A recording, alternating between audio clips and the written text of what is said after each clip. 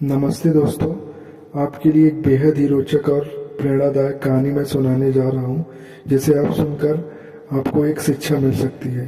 तो आइए कहानी को शुरू करते हैं। सोने के प्याले और एकाग्रता का रहस्य। यह कहानी एक मशहूर और बहुत ही कुशल मूर्तिकार देवदत्त और उनके दो शिष्यों की है। प्राचीन काल में देवदत्त नाम के एक महान मूर्तिकार थे, जिनकी बनाई कलाकृतियां दूर दूर तक प्रसिद्ध थी। उनके दो शिष्य थे, अर्जुन और विवेक। अर्जुन बहुत ही प्रतिभाशाली और कुशल था। वह कम समय में ही किसी भी कला को सीख लेता था और उसकी बनाई मूर्तियां भी बहुत सुंदर होती थी।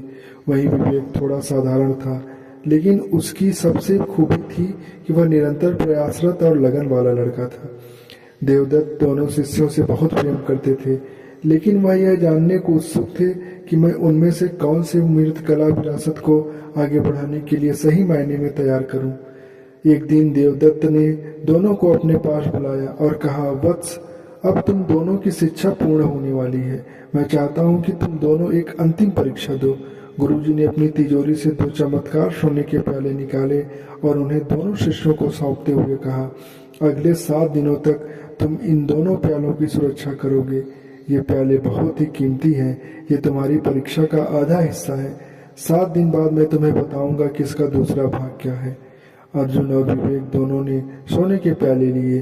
अर्जुन स्वभाव से थोड़ा लापरवाह था। उसने सोचा, यह तो बहुत आसान काम है, बस प्याले को सुरक्षित रखना है। वह प्याले को अपने बिस्तर के नीचे छिपाकर निश्चिंत हो गया और अपने दोस्तों के साथ घूमने चला गया। हालांकि जब भी वह बाहर होता था, उसे प्याले की चिंता सताती रहती थी।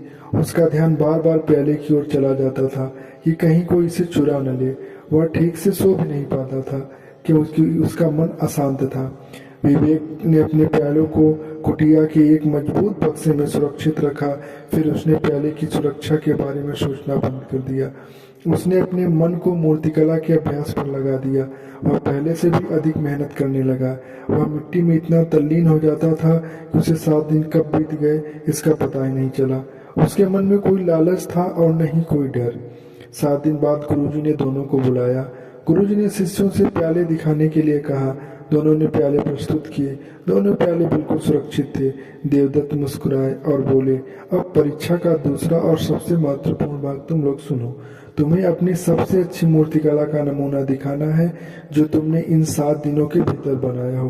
अर्जुन शर्मिंदा खड़ा था। वह बोला, क्षमा करें गुरुदेव, इन 7 दिनों में मेरा मन इस सोने के प्याले की चिंता में लगा रहा। मैं हमेशा सोचता रहा कि कहीं यह चोरी न हो जाए। इसके लिए मैंने कोई नई कलाकृति नहीं बनाई।